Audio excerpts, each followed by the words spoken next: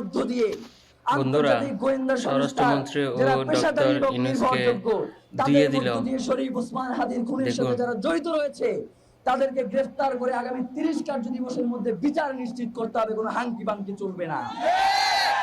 যে আমরা শহীদ ওসমান হাদিকে যারা খুন করেছে, যারা হত্যা করেছে, তারা আমাদের থেকে অনেক শক্তিশালী। এইটা যতক্ষণ পর্যন্ত আমাদের অন্তরে বসবাস করবে ততক্ষণ পর্যন্ত আমরা শরীফ ওসমান হাদি হইতে পারবো না। কারণ শরীফ ওসমান হাদি বলে গিয়েছেন যে আমার উপরে মৃত্যুর হুমকি রয়েছে, আমি যদি মরেও যাই আমার সন্তানরা এর জন্য লড়াই করবে, সন্তানরা যদি মরেও যায় তাদের সন্তানরা এর জন্য লড়াই করবে।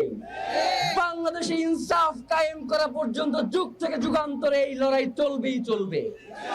সুতরাং প্রিয় ভাইরা, আমাদেরকে এই লড়াই চালায়া যাওয়ার জন্য আমাদেরকে সেই প্রস্তুতি নিয়ে রাখতে হবে।